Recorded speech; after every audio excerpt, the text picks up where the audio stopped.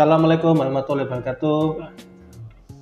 Kembali lagi Sobat Semanggi. Saat ini saya bersama dengan Pak Man dari SKI. Kali ini kita akan podcast dengan pembahasan Peter Principle. Sebelum kita melanjutkan podcastnya, ada baiknya kita simak video berikut. People advance in their careers because they have high skills in a specific task. Once promoted, these skills are often irrelevant to the new job. The new skills required are above their ability level, or they may not have received the required training. Note that their new manager might also be a victim of the Peter Principle and doesn't realize that training would be a good idea. And there are incentives at play. People often work hard to reach a certain position or salary. Once they achieve that, some get lazy. Once people lose their passion, they stop learning. They may fail to keep up with new developments, which may eventually lead to poor quality of work. In order to protect their comfort zone, they challenge any new idea or person that could make their lives uncomfortable. Employees that are incompetent are often unhappy. They left a job at which they were fantastic and well respected by their colleagues. Now, they watch how their colleagues get promoted or remain equally stuck. This has a negative impact on the company. Frightened to lose their jobs, incompetent managers celebrate obscurity and implement complicated procedures. These procedures only make sense to the manager and leave colleagues feeling confused and uninformed. Some may work very hard to make up for the lack of skills. For this reason, their supervisors don't dare let them go. The results are often complex, incompetent corporations that move too slow to innovate. Oke, setelah kita lihat videonya, saat ini teman-teman pasti sudah ada penasaran nih, apa sih yang dimaksud dengan Peter Principle itu? Kita langsung saja akan membahas dengan Pak Man. Selamat sore Pak Man. Sore Pak Randy. Ya, terima kasih atas kedatangannya untuk podcast kali ini. Kali ini topik kita mengenai Peter Principle.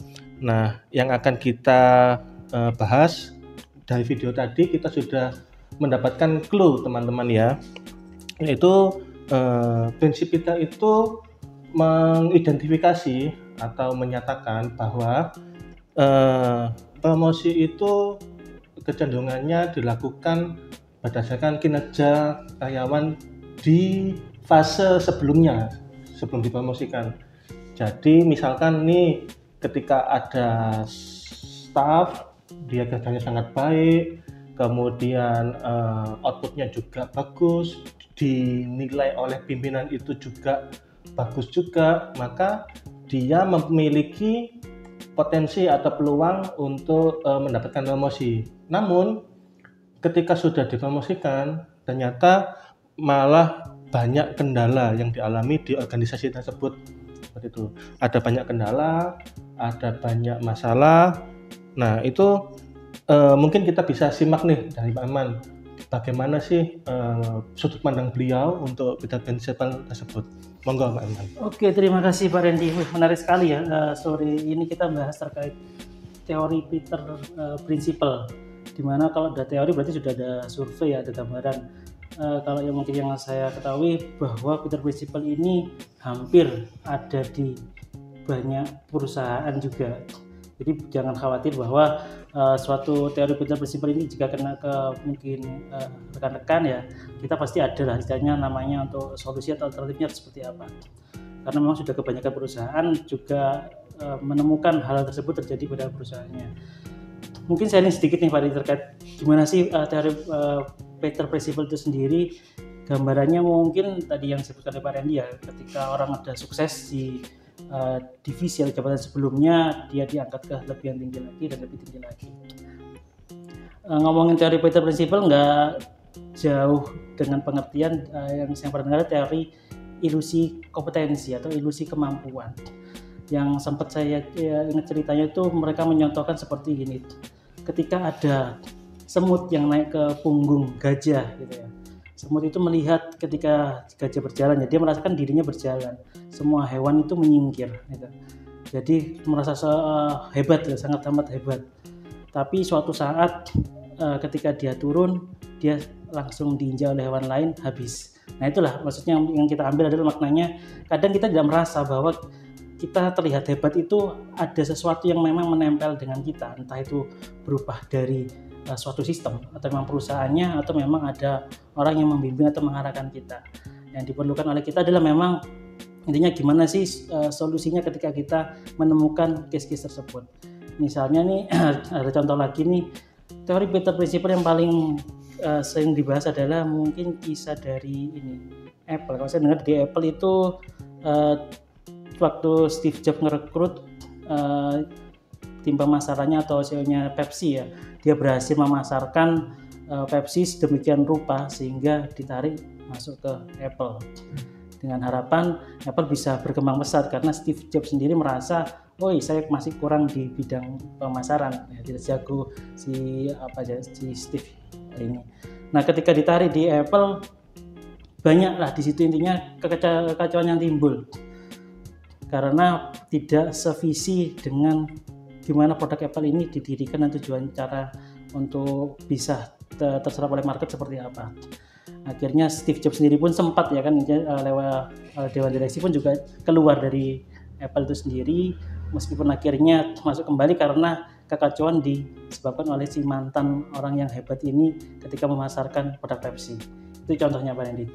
Kalau mungkin lebih dalam dari case-nya adalah bahwa orang ini diangkat karena prestasi sebelumnya yang belum tentu ketika di posisi yang baru itu bisa melakukan atau mencapai sesuatu yang target atau sesuatu yang wah juga seperti yang dia lakukan sebelumnya, karena satu mungkin kurangnya kesadaran, sama yang kedua adalah pembelajaran.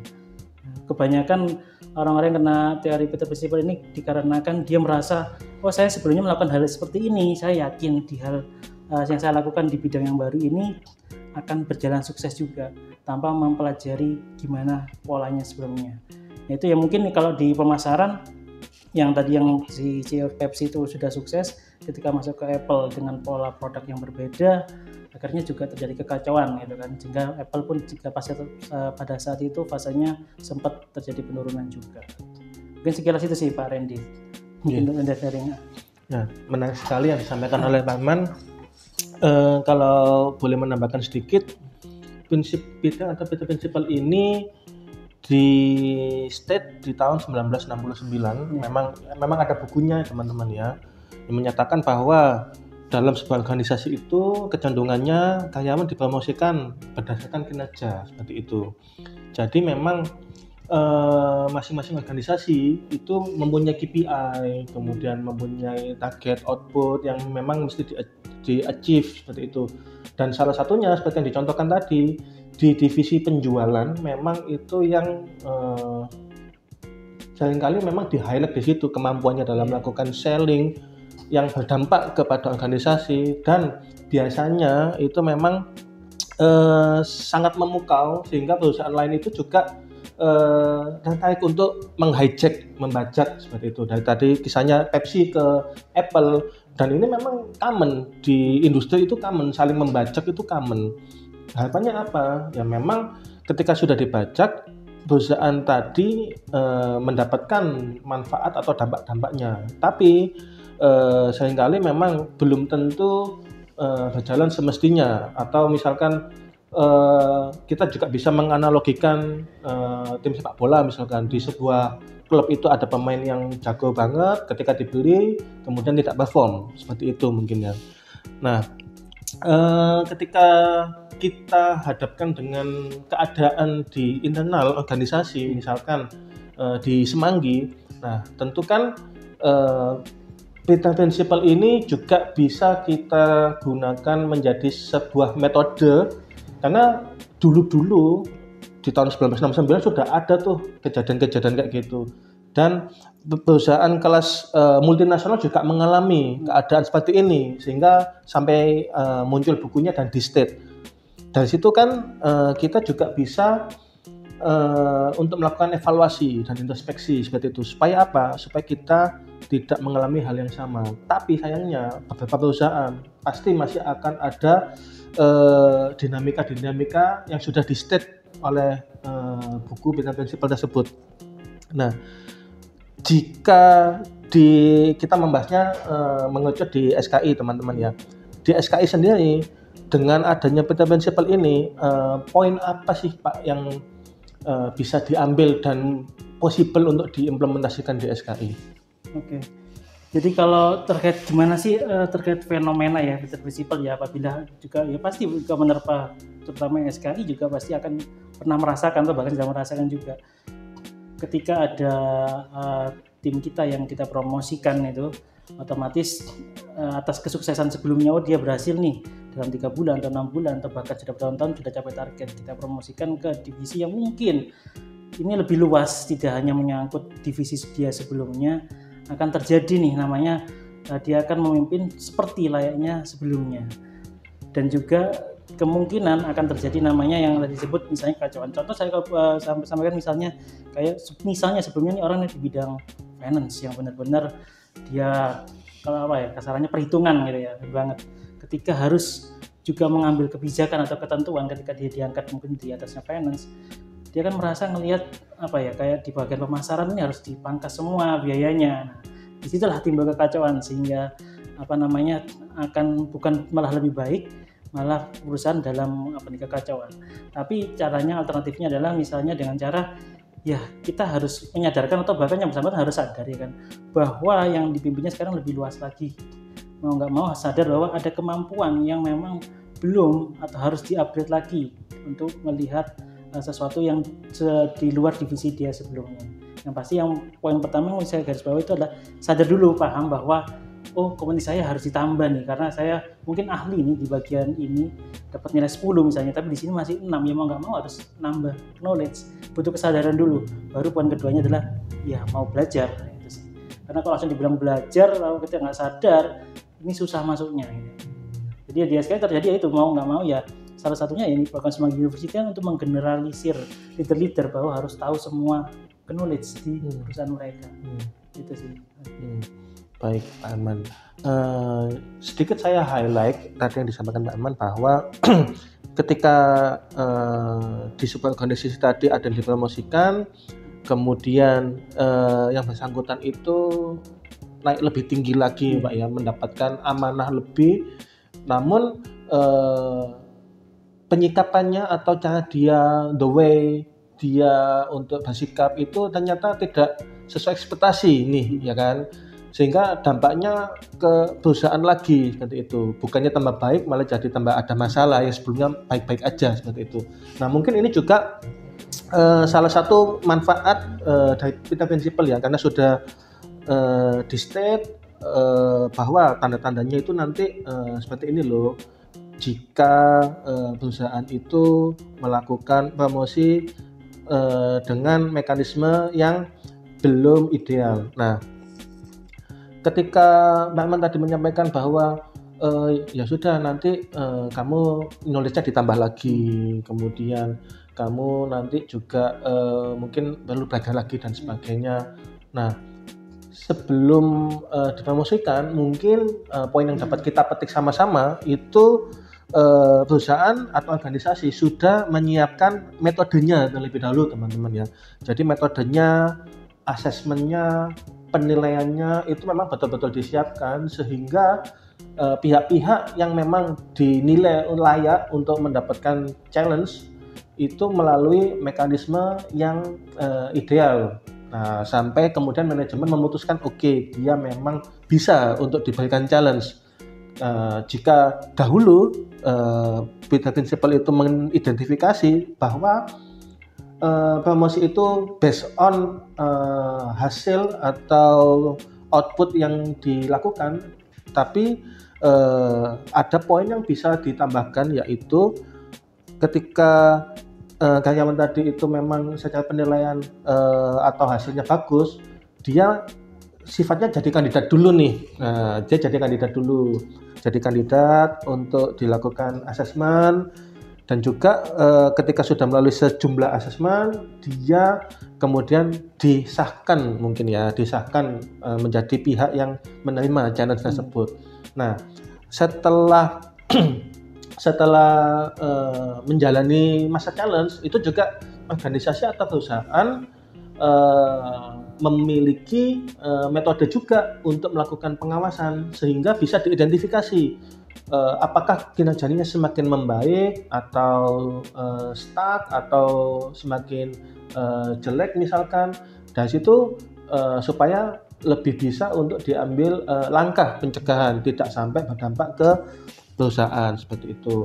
Dan ketika menurut saya sih, ketika si kandidat itu tadi dinilai sudah layak, itu alangkah baiknya memang tidak langsung challenge-nya diberikan, tapi ada metode pengembangan dulu, pengembangan karyawan dalam sesuai dengan yang disampaikan Pak Iman tadi, knowledge-nya ditingkatkan dulu sebelum dia mendapatkan challenge tersebut.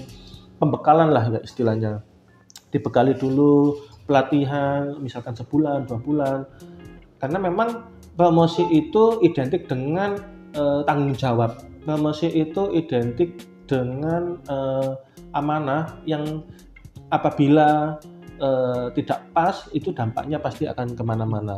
Itu sih teman-teman. Ya, menarik sekali nih bahasan kita kali ini. Kemudian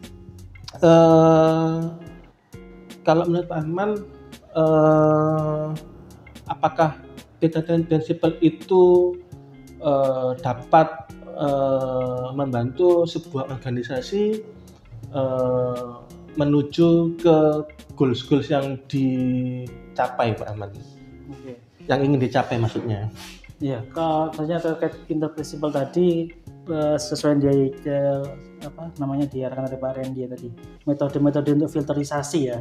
Jika itu memang sudah terjadi ya, sudah pakem dan sebagainya, saya yakin itu akan membuat percepatan ya untuk pengembangan perusahaan, karena selain memang dia sudah berhasil pernah mencapai kesuksesan, terus difilter dengan metode tes, post tes atau seperti apa untuk men-challenge yang bersangkutan, sehingga benar-benar nih bahwa oke, dia bisa layak menjabat dengan masa evaluasi tentunya. Dan ketika berhasil itu kita bilang itu adalah shortcut atau percepatan ya, dibanding kita harus melakukan rekrutmen atau hire dan sebagainya, karena dia sudah tahu mungkin budaya perusahaan sebelumnya dan sebagainya, dia sudah pernah ada pencapaian di perusahaan itu, tinggal dia mengembangkan upgrade ilmunya. Tapi juga di sisi lain yang kedua mungkin ini Pak Hendit, ketika kita terlanjur misalnya sudah karena rapotnya udah bagus, pencapaiannya kita langsung angkat nih, belum ada metodenya ya kan, kita belum ada filterisasi, baru tesnya sudah terlanjur, sebenarnya masih bisa, intinya masih bisa lah. Tentunya pasti ada faktornya, ada 2 faktor, internal dan eksternal. Dari internalnya dari yang bersangkutan sendiri tadi mau sadar dan belajar, terus dari eksternalnya mungkin dari yang mengangkat mungkin atau sekelilingnya, lingkungan sekelilingnya membantu tadi mengarahkan, controlling disebut Pak Randy, mengontrol ya. Gimana nih dalam kontrol, pastinya jabatan ini memegang sesuatu amanah yang besar, otomatis harus dalam jangka pendek nih controllingnya ya, setidaknya 2 minggu atau sebulan sekali tetap harus dievaluasi dan disampaikan masukan-masukan, sehingga kelihatan nih dalam 3 bulan sudah kita bisa pastikan challenge itu berlanjut atau seperti apa. Nah, itu sih kalau dibilang bisa menunjang jam perusahaan, saya rasa ya sangat amat bisa, selama yang dilakukan metodenya yang tadi disampaikan oleh Pak Randy tadi, ada controlling dan evaluasi. Baik, menarik sekali teman-teman ya. Terima kasih Pak Man atas kehadirannya di podcast kali ini. Sama-sama Pak Randy. Semoga ada banyak ilmu yang bisa dipetik dan diimplementasikan oleh teman-teman di lingkupnya masing-masing. Tetap semangat, jaga kesehatan. Wassalamualaikum warahmatullahi wabarakatuh. Waalaikumsalam warahmatullahi wabarakatuh.